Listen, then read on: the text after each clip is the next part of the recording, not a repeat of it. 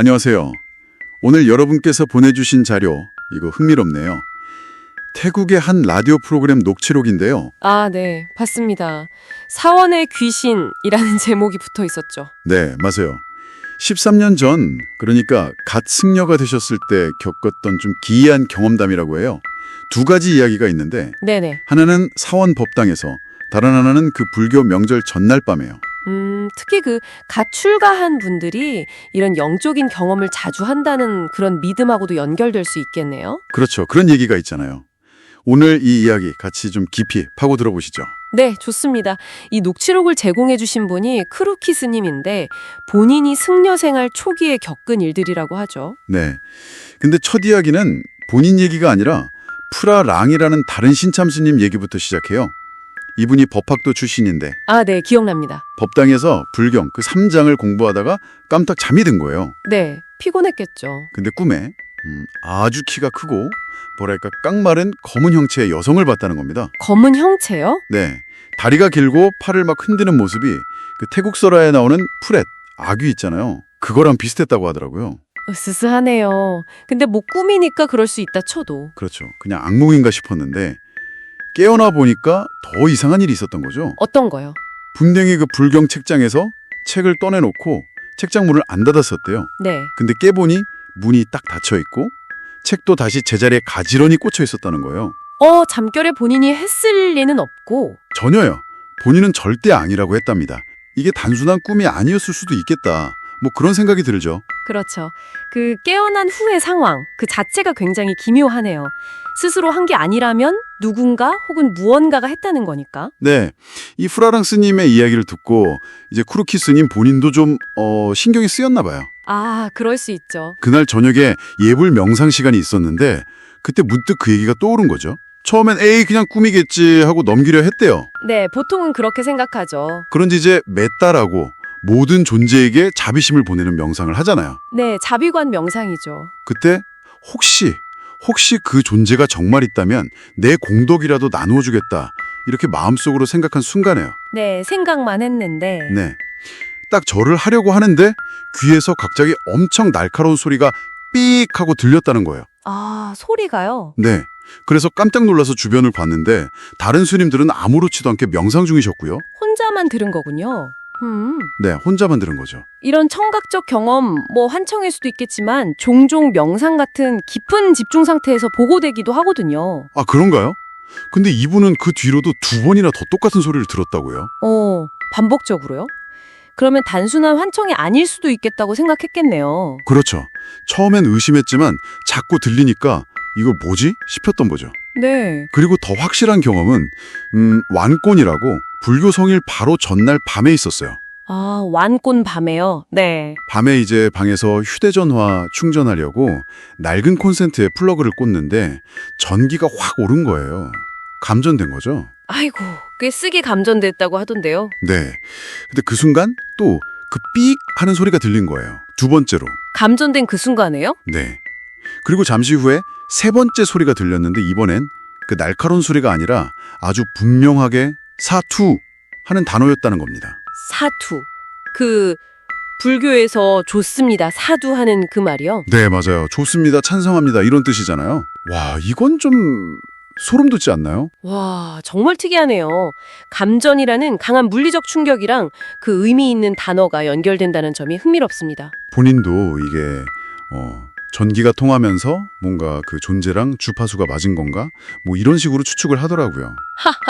뭐 과학적으로는 설명하기 어렵겠지만 본인 입장에서는 공덕을 나누겠다는 자신의 생각에 대한 어떤 응답처럼 느껴졌을 수 있겠어요. 그쵸? 네, 마치 내 공덕 잘 받겠다는 대답처럼요. 소통이 된 것 같은 느낌?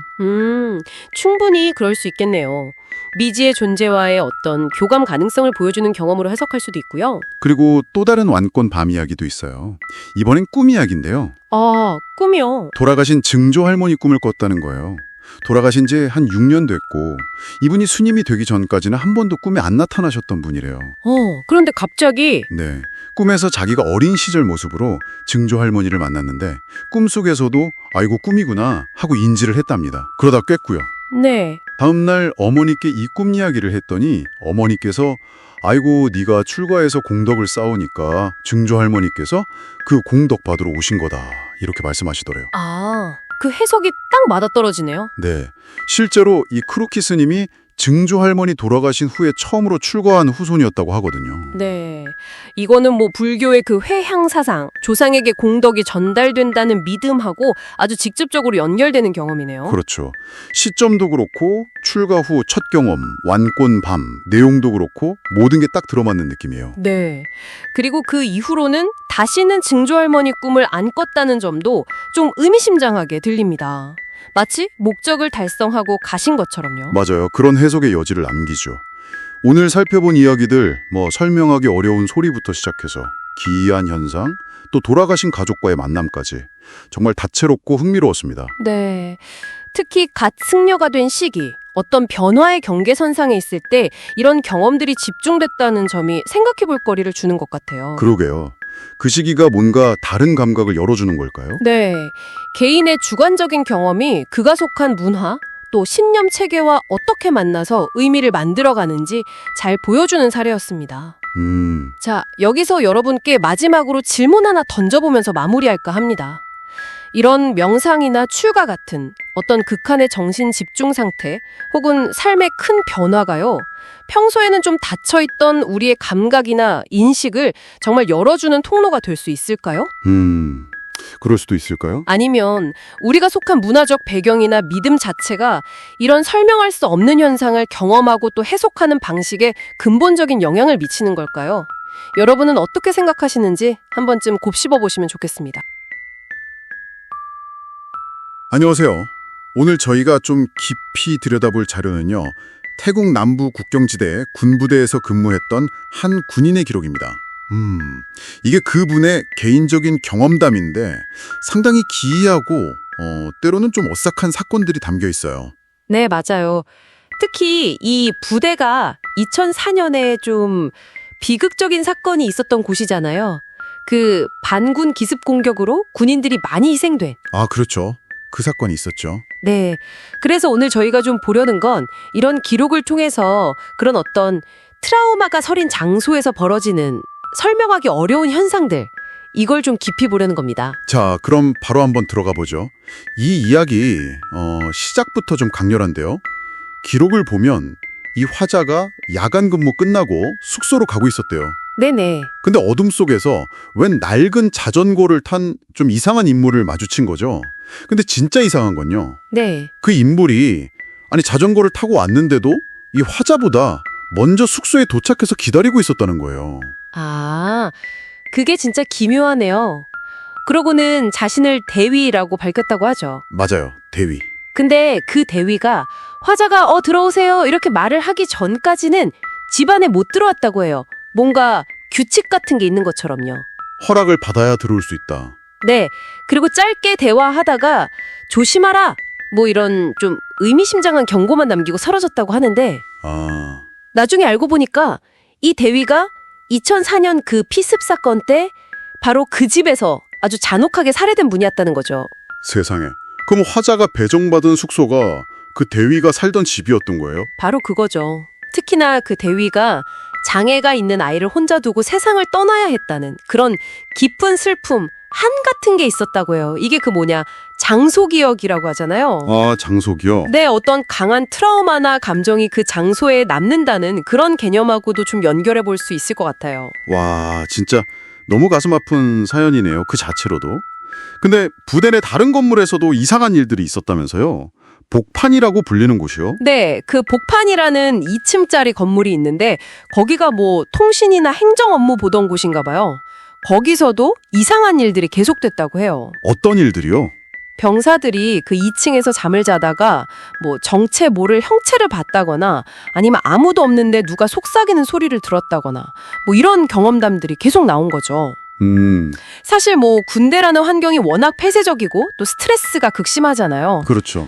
그래서 이런 환경이 개인의 어떤 심리적인 취약성을 좀 건드려서 평소라면 그냥 넘어갔을 현상도 뭔가 초자연적인 걸로 해석하게 만드는 거 아니냐, 이런 심리학적인 분석도 물론 가능해요. 그렇긴 한데 이걸 그냥 심리 문제로만 보기엔 너무 좀 생생하고 섬뜩한 사건도 있었어요. 어떤 병사가 2층 발코니에서 갑자기 뛰어내린 일이요. 아, 그 사건. 네. 잠에서 깼는데 천장을 보니까 그 지붕 통로에서 막 피를 흘리는 형체가 기어 나오더래요. 그걸 보고 너무 놀라서 진짜 극도의 공포 때문에 그냥 순간적으로 뛰어내렸다고 하더라고요. 아, 상상만 해도 진짜 끔찍하네요. 네, 그렇죠. 또 다른 사례도 있어요. 이 화자가 야간 순찰을 도는데 어떤 병사가 막 이상한 말을 중얼거리고 있더래요. 혼자요? 네. 근데 같이 순찰 돌던 부사관은 아무도 못 봤다고 하고 나중에 점호해보니까 병사들 다 자리에 있었고요. 그럼 대체 뭘 본 걸까요? 나중에 이제 알게 된 건데 그게 2004년 사건 때 통신 장비 설치하다가 추락해서 사망한 병사, 그 병사의 원원 뭐 그런 이야기랑 관련이 있었다는 거죠. 아, 그래서 그 부대에 오래 근무한 부사관들은 밤에 그쪽 순찰 가는 걸 좀 꺼린다고 하더라고요. 이게 한두 명이 아니라 여러 사람한테서 비슷한 증언이 나온다는 게 그냥 심리적인 문제로만 치부하기는 좀 어렵게 만드는 부분이죠. 그러네요. 일관성 있네요, 증언들에. 자, 이번에는 장소를 좀 옮겨서요. 롯부리에 있는 훈련소 얘기도 있더라고요. 이건 진짜 너무 비극적인데요? 네, 롯부리 훈련소. 예, 램이라는 동료가 있었는데 이 친구가 좀 장난기가 심했나 봐요. 주말 외출 나가기 전에 장난으로 사물함에 숨었다고 합니다. 아, 그 사물함 사건. 네. 근데 동료들이 이 램이라는 친구가 사물함에 숨은 걸 몰랐던 거예요. 아이고. 그래서 그냥 방문 잠그고 사물함까지 잠그고 외출을 나가버린 거죠. 아, 그리고 한 이틀 뒤에 돌아왔는데 방에서 아주 끔찍한 냄새가 나고 네. 사물함을 열어보니까 그 안에서 막 필사적으로 긁은 흔적들이 있고 부패할 램의 시신이 발견된 거죠. 진짜. 정말 사소한 장난이었는데 그게 그렇게 끔찍한 비극으로 끝난 거예요. 어찌 보면 이런 인간의 부주의함이나 실수가 초자연적인 현상보다 더 무서울 때도 있는 거죠. 맞아요. 정말 끔찍한 일이네요. 자, 이 기록을 남긴 화자는요, 원래 이런 귀신이나 초자연적인 현상을 전혀 믿지 않았었대요. 네, 그랬다고 하죠. 근데 이런 경험들을 직접 겪으면서 생각이 완전히 바뀌었다고 고백을 합니다. 이걸 듣고 계신 여러분이라면 이런 극한의 상황, 그리고 도저히 설명할 수 없는 현상들을 마주했을 때 어떻게 받아들이실 것 같으세요? 이 기록에서 우리가 좀 주목해봐야 할 점은 이게 그냥 뭐 떠도는 괴담 같은 게 아니라 2004년의 그 비극적인 사건이라는 아주 명확한 집단적 트라우마가 있고요. 네. 그 이후에 보고되는 현상들, 예를 들어 뭐 살해된 대위라던가 추락사한 병사 이야기 같은 것들이 그 사건과 구체적으로 연결된다는 점이에요. 아, 그렇죠. 내용이 딱 맞아떨어지네요. 네. 이게 어쩌면 집단적인 트라우마가 어떻게 특정 장소, 그리고 특정 이야기로 딱 응축돼서 나타나는지 그걸 보여주는 사례일 수도 있다는 거죠. 정말 보이는 것과 보이지 않는 것 사이의 경계가 아주 흐릿해지는 그런 순간들인 것 같습니다. 오늘 저희가 함께 살펴본 이 한 군인의 기록은 정말 극한의 환경 속에서 인간이 마주할 수 있는 어떤 공포, 슬픔, 그리고 풀리지 않는 미스테리에 대해서 아주 깊은 질문을 던져주는 것 같습니다. 과연 이런 비극적인 사건의 기억이라는 것이 그 장소의 어떤 에너지 같은 형태로 남아서 계속 영향을 미치는 걸까요? 아니면 이 모든 게 그저 감당하기 힘든 현실과 극도의 스트레스가 만들어낸 어떤 심리적인 현상일 뿐일까요? 글쎄요. 어쩌면 이 둘을 딱 잘라서 구분하려는 시도 자체가 좀 무의미한 건지도 모르겠습니다. 네, 그 답은 한번 여러분 각자의 생각에 맡겨보도록 하죠. 네, 다음 시간에 저희는 또 다른 흥미로운 이야기로 찾아뵙겠습니다.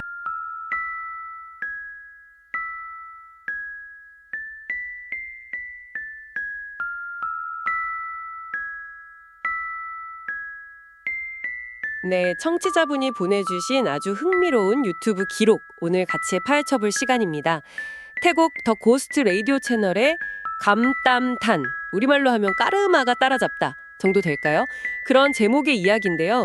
늦은 밤에 친구들하고 외딴 도로를 달리던 파킨 씨라는 분의 정말 오싹한 경험담이에요. 이게 그냥 무섭다 여기서 끝나는 게 아니라 과거의 어떤 사건하고 지금 겪는 공포가 어떻게 딱 연결되는지 한번 그 실마리를 따라가 보려고 합니다. 자, 준비되셨죠? 한번 시작해 볼까요? 네, 이게 말씀하신 것처럼 단순한 공포 체험이라기보다는 우리가 흔히 말하는 업보, 인과응보나 아니면 특정 장소에 얽힌 기억 같은 거 있잖아요. 그런 좀 더 깊은 질문을 던지는 굉장히 흥미로운 사례입니다. 청취자 여러분도 이야기 속에 숨겨진 단서들을 한번 같이 찾아보시면 좋겠습니다. 좋습니다. 이야기는 이제 주인공인 파켄 씨가 친구 2명이랑 같이 정말 늦은 밤에 채를 몰면서 시작돼요.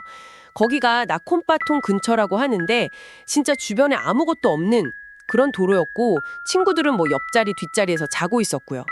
근데 진짜 갑자기요. 약간 좀 으쓱하다. 귀신 나온다 뭐 그런 소문이 도는 그런 곳 근처를 지날 때였나 봐요. 차 지붕 위에서 누가 이렇게 손으로 두드리는 것처럼 똑똑 한 소리가 크게 들린 거예요. 아, 지붕에서요? 네. 이게 얼마나 컸냐면 옆에서 자던 친구들이 깜짝 놀라서 다 깰 정도였어요.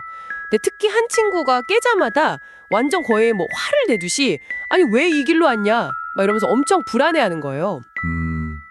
여기서 좀 눈여겨볼 게 몇 가지 있네요. 그냥 뭐 돌멩이가 튀었다 이런 소리가 아니라 명확하게 똑똑하는 소리였다는 점. 그것도 하필 지붕 위에서. 보통 뭐가 튀면 차 옆이나 뭐 아래쪽에서 소리가 나지 않나요? 왜 지붕이었을까? 이게 좀 특이하고요. 그렇죠. 그리고 그 친구분의 반응. 다른 사람도 아니고 유독 한 친구만 그렇게 극도로 불안해했다는 거. 이게 뭔가 앞으로 벌어질 일의 복선 같은 느낌도 들어요. 네, 맞아요. 그리고 그 소리가 있고 나서 얼마 안 있었어요. 이번에는 차 저 멀리 앞쪽 도로에서 뭔가 허연 연기 같은 게 이렇게 스물스물 피어오르더래요. 근데 그게 점점 사람 형상으로 변하더니 나중에는 여자 얼굴 형태로까지 보이더랍니다. 와, 헐, 파킨 씨가 이걸 보고 너무 놀라서 진짜 반사적으로 핸들을 확 꺾어버린 거죠. 그러면서 차가 균형을 잃고 도로 옆으로 미끄러지면서 턱 같은 데 걸려서 꼼짝 못하게 된 거예요. 진짜 최악의 상황이네요. 한밤중에 아무도 없는 외딴 길에서 차까지 딱 멈춰버리고 거기다 방금 전에는 말도 안 되는 그런 현상까지 봤으니 그 공포감이 진짜 어마어마했을 겁니다. 완전히 고립된 느낌이었겠죠? 네. 그래서 차에서 내려서 어쩔 줄 몰라 하고 있는데 저쪽 그 어두컴컴한 논밭 쪽에서 하얀색 형체가 천천히 자기들 쪽으로 다가오는 게 보이더래요. 아, 또요? 네. 그걸 보자마자 아까부터 막 불안해하던 친구 있잖아요. 그 친구는 그냥 뭐 비명 지르면서 바로 차 안으로 도망쳐 버렸고 평소에 귀신 같은 거 절대 안 믿는다고 막 허세 부리던 다른 친구마저도 그 형체, 그러니까 뭐 무릎을 이렇게 끌어안고 앉아서 자기들을 올려다보는 듯한 여자 형상이었다는데 그걸 딱 보고는 얼굴이 새하얗게 질려서 같이 차 안으로 뛰어 들어갔다고 합니다. 와. 근데 바로 그때였어요.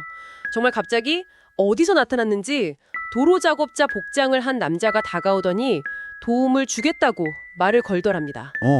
사람이요? 다행이네요, 그래도. 근데요, 그게 또 이상한 게 이 남자가 어딘가 되게 불안해 보이고 막 초조해하는 그런 기색이 너무 역력했대요.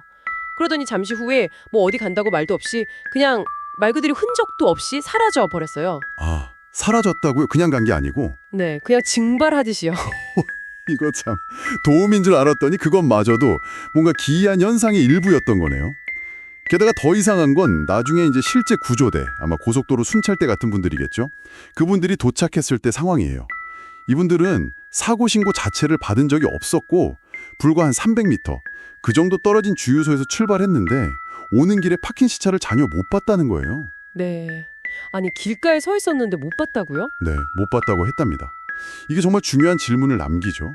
아니, 왜 못 봤을까요? 마치 그 장소 자체가 혹은 뭔가가 이들의 인지, 시야를 일부러 가로막은 것 같은 그런 느낌마저 들어요. 와, 진짜 미스터리네요. 결국 이제 구조를 받아서 정비소로 갔는데 거기서 차 안에서 내내 벌벌 떨던 그 친구 있잖아요. 그 친구가 엄청난 비밀을 털어놓기 시작한 겁니다. 아, 드디어. 네.